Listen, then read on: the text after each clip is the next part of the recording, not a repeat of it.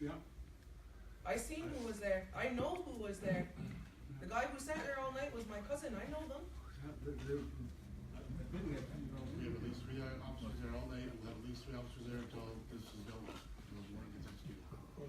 Once the warrant is executed, that property is going to be secured by us and possibly the OPP as well until the search is completed of that entire property. So writing the warrant, still writing the warrant now, trying to make sure we get all the pieces of property that are on there. Like I said, Everything else is on there. Maybe you could call on some of the vets. We got veterans in this community. I mean, my question is, Rocky said he's going to be released into the community. We don't want people like that in our community. We need to make our community safe. So why not put a resolution in? You just did it before for those matrimonial laws and, you know, non-natives can't reside here. So why can't we put it in there that if you're charged with drug trafficking, you can no longer reside on reserve? Banishment. Yeah. We can do that. Yeah. You should. They need to allow that back. I gotta explain it up. one more. Yeah, I got one question, Rocky. Yeah. I wanna know, why who the hell is those cops sitting there all night long with the lights pointing at our people? And they should not point at the house, pointing at our people, all night long. That's, you know, kinda, is that intimidation, what was that for? That I don't, sorry, I don't have an answer. Find out, but you know about it now. I can ask. Good call. You guys talking about advanishment. When it comes to advanishment, it takes the two councils. It won't be just this council, it'll take the other council too, because all we'll do is fight with each other. We try to ban somebody, I kid you not. I agree with It you. takes both councils to agree to do such a it takes thing. 2/3 of the women, not the council. We are the ones that tell that council. That's why I find it ridiculous that the council, like the Confederacy, was taking that stance on that tobacco law. They were willing to On the tobacco law, yeah. have them, you know, abandon the community if they didn't follow their tobacco laws. So they can't take that same stance with drugs. That's where I'm struggling with that too. And they did do a banishment on Kent Hill. I was there in council. I know it's been done before, So I we know can do that. But to do it down here, it's a whole new ballgame when it comes to these Have you ever tried? councils. Have you guys ever tried to banish a drug dealer and go to the Confederacy Council? We done some research on that there. That's still Didn't we, get, opinions on all that stuff like that, to banish somebody from the territory? I don't recall. I think it was everybody's friend, but he used to be across the road, I think we were trying to do that to him. It's an old law. Was it for drugs though, is what I'm asking? And it wasn't for drugs. Well, see, that's where your problem is. You haven't gone there and asked them, what is your stance on drugs? Because guess what, with that council, none of them are untouched by drugs. None of us in this room are untouched by drugs in this community. We're in a pandemic. Sure Well, did. the part with the drugs too, you know, we signed, Six Nations Elected Council signed that we stood against drugs. Declaration. The declaration, Confederacy hasn't signed theirs yet. Right, 0 tolerance. Zero tolerance, we didn't want it, and still today, Can I be so- from last September, their council still has not signed the declaration for zero tolerance of drugs down here. Do you know why forces the zero tolerance? They put a statement out saying that they were totally against mind changers. I don't know, I'm not sure. And the banishment, much the what I know anyways, I don't sit on the housing one, is if there any drug activity or they get kicked out of the. Super spoken in those My meetings. understanding is when you guys do engagement with the Confederacy Council, you say you won't do anything in terms of recognition of their authority in this territory, so their hands are kind of tied, but you're also saying that you need that council too in order to make a group effort for banishment? No, that ain't what I said we'll be fighting with them. That ain't what I said, what you said. We could pass that resolution and do a banning. We could do that. Let's do it Let's do it right now. Then we gotta You go got fight, then we gotta go community right fight, now. then we'll have Then a let big us fight. worry about that because that's our job. It as won't be you people. worrying about it, it'll be this table, not you. Well, that's what I'm telling you. We are here to help you help us. Well, that'd be a discussion, let me tell you. We're a community sitting right here saying we want them banished. We're asking you guys, give us the resolution so that we can do that. And when I said that Confederacy We banned also have Kent a Hill, question on the that was table. 6 Nations 2 months ago. You asked for the community's help, we're here. So they do banish. Do you want our help? To do banishment, we'd have to go up to the community. Let's not kid each other. You can't have 100 people come here and say, well, we want banishment. There's other people live out there too, you know. You guys have passed things on 5 people. Don't give us that. What 5 things? I've seen people in here, people here, people here, people here, and you guys are like, all right, motion carried. Or we had community meetings, how many people came out? 12. Again, we're talking about embanishment. I don't know what you're talking about. You gotta set Embanishment. an example. That means they can't live here. Exactly. Well, least do the work, even if you get stopped. That at house, least start that doing the work. particular house has 2 bodies of my family members on it. that's another thing too. Now, that's one house down here. That's one, That's exactly. one. There's at least 10 or 12 in every And you district. think we're scared to go there? In every district. You think we're scared to go to those houses? Well, you shut down somebody, what, 2 weeks ago for half a day? And ask the cops what happened there. I don't know. Never got a problem. Huh? What's that? Over here, I think on, was it Town Line or First Line? It was on Tuscarora Road. They got shut down for the day, right? Yeah, usually if we execute warrants, once they go up for bail court, they're released, they're back in business the next day. Or just lose a business elsewhere. That particular person breached their bail and you guys didn't do nothing. Which person? Sis, Sharon Hill. I don't know, She wasn't home. Her condition states she needs to be home. And what happened, Bill? When we got there, it was about 10 after 1, it started raining. Like, we stood in the rain for an hour and a half. We were probably there maybe 10 minutes, and then the grandmother came and got one of the girls out of there. They left, and then they stopped. They come back and they tore up the sign. And they said, well, we called the cops on you.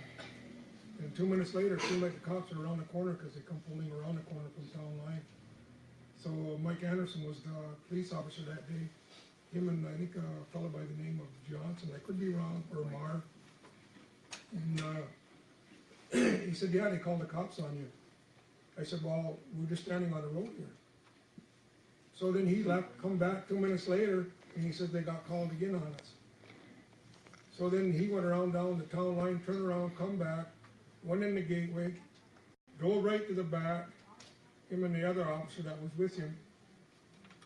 And next thing you know, 2 minutes later, here comes another one, Marwood White come pulling in. And then I got pictures of them, they were back about 10, 15 minutes. And so we, on the road, we got the impression that, what the hell are they in there for? So then when Mike came out, I questioned Mike, I said, isn't this woman supposed to be home? She's supposed to be home 24/7 unless emergencies, health-wise. He said, I just talked to her, I got off the phone with her, and she was at her mother's house.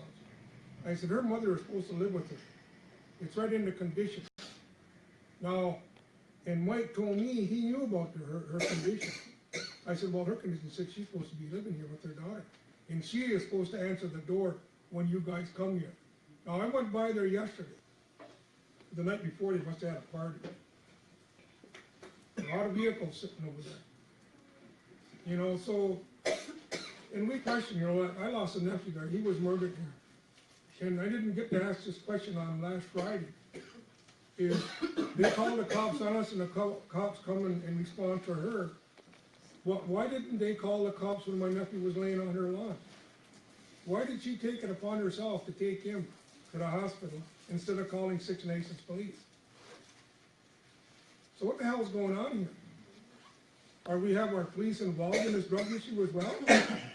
You know, we gotta seriously look at what's going on here. If we can't rely on our police to protect our people, then we're in serious issues here going on here. They should be drug tested too. So as you can, everyone can see clearly, the frustrations are high, the emotions are high. There's a lot of division. You know, we've been seeing that a lot in our community, is this division. Whether it's between the Haudenosaunee Confederacy Chiefs Council, the elected council, the Six Nations Police, the Men's Fire, the community at large, we're all fighting amongst each other. Whether we like it or not, we have to live together here. We have to work together here. We have to continue to be community members on a healthy basis. This to me isn't a healthy basis. As much as we want to get mad, we want to point fingers, we want to be frustrated, we're still going to have the problem. But it's going to be up to us to change it. We have a Confederacy Council that the Longhouse and the Confederacy means the people. The people speak on that. I'm part of the people. I'm a Haudenosaunee person, but because I'm an elected councillor, I get treated disrespectfully. I take a lot of things, just as many as these people are on this table. But what I see is that we need to start with ourselves. We sit here, we talk about it, we're arguing about it. If we put that much energy in what we're doing into actually dealing with the issue at hand, I think that we would be a hell of a lot further than we are today.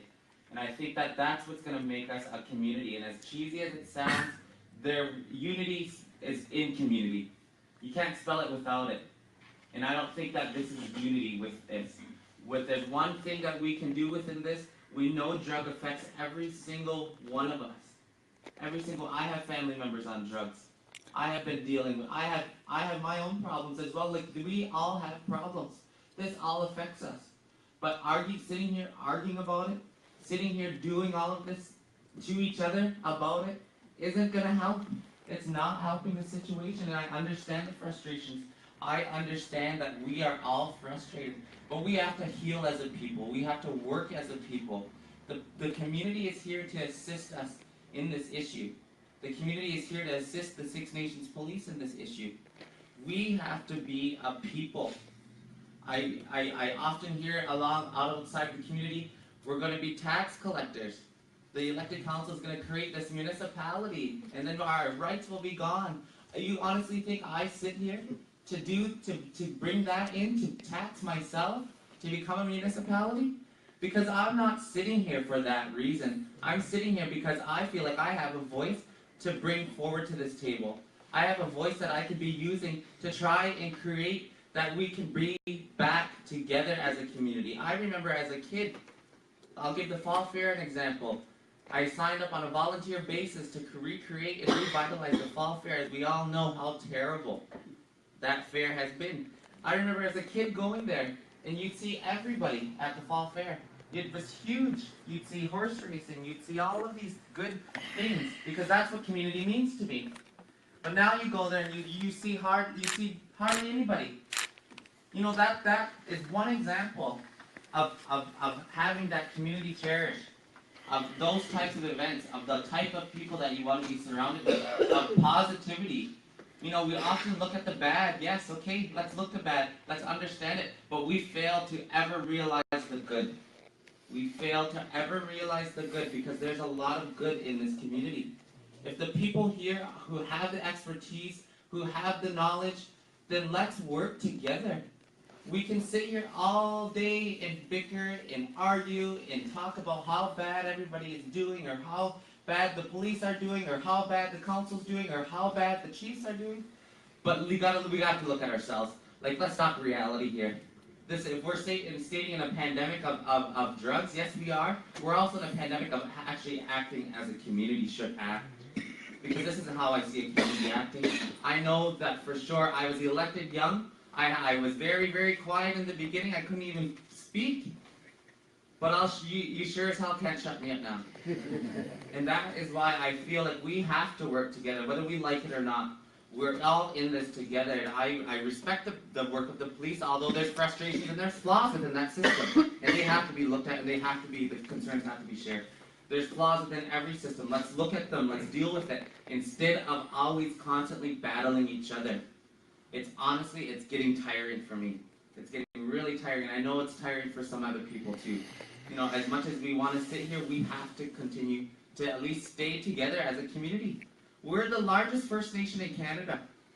We are looked at as trailblazers a lot of the times in a lot of these issues to these other communities. In fact, when I even travel when I say I'm from Six Nations of the Grand River Territory, I often get the shit eye.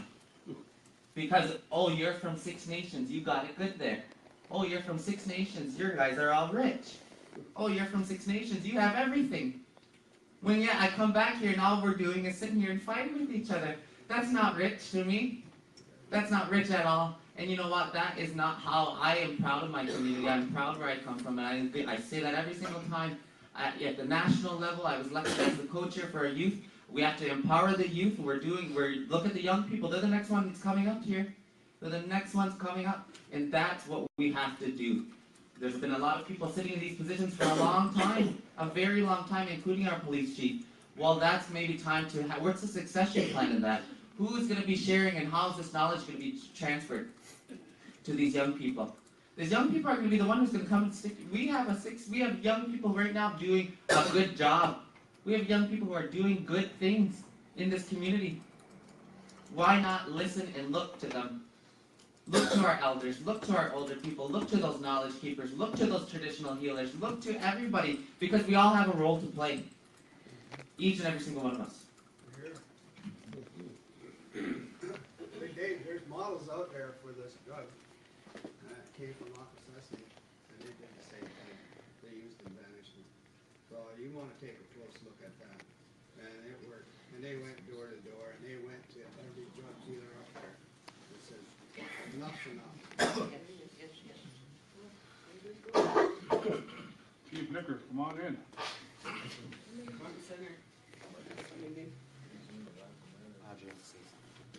Well, hey, these people are here looking for you. Want some First of questions all, answered? I apologize for being late. The people that were at the meeting on Friday, you know, I said that I would be here this morning. I guess if you're kind of up to date with what's going on, you know that right now we have a presence down at the Elliott residence that basically has turned into a police operation. I had explained on Friday, it's pretty clear that when it got to the point where we were able to get a warrant, and because of the actions of the people that were there yesterday, I explained on Friday, first of all, we don't have any drug information. We don't have enough information on drugs to get a drug warrant for that place. Told you that, very upfront. Charlie Miller shared that with you as well. But as a result of what happened yesterday, we still don't have drug information, but we have enough information based on the firearms to get a warrant for that. And that's no secret. We're in the process of writing that warrant right now.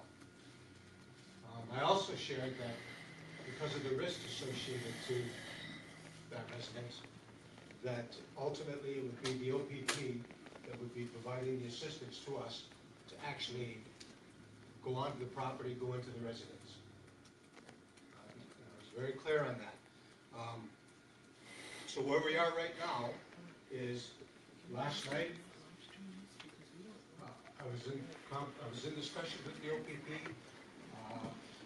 They agreed to provide the assistance, but... Excuse me really quick, sorry to interrupt. Can you stop live streaming that, please? Turn it off. Thank you. Okay. Thank you, thank you. Is it off? Yep. Because that's another. Ready? Is it going? Well, we know the firearms. No, it is. We know the firearms. Excuse me, we said that there was supposed to be no recording here. Can you please pass a motion by council to do that? Sure, I'll move that there be no live streaming of this current conversation as we're trying to conduct, the police are trying to conduct as to what's going to happen next. I'll move on that motion. A second. Any other questions? I do have questions. See ya. I have questions. Now Am you I can not turn allowed off to your ask? camera. Am I not allowed to ask my question? I said, what's your question? What is the problem with live feeding this? Because there's confidentiality involved. What do you mean why? Then, excuse me, I don't need you to scream at me. I don't need you to scream at Because your son me. was here and I asked him respectfully to turn off his camera. He left, he then called you. You walk in here like the big boss lady and now gonna do the same thing. First of all, I walked in here to do live feeding to find out why you were denying the public access to this meeting. Why. We also just passed a motion, so you can shut off your camera now and then But you can also... if this is so, if the information being released here today is so confidential, why is it excuse me, I'm not finished. Yes, I am serious. Okay, Why is this a public meeting then? vote on that. I don't need you to answer it. I need them to. Oh, please. Pardon me? Good, take her out. Motion carried. Can I ask why? To waive second reading? Okay. Kicking you out. No, Thank no, you. get the hell out of Thank here. you. We have money. Okay, how do I turn this thing off now, Jim? What did you say to me? Can you turn this off, please? Because you're ignorant. They want the camera out, not me. I'm sorry for swearing. I did.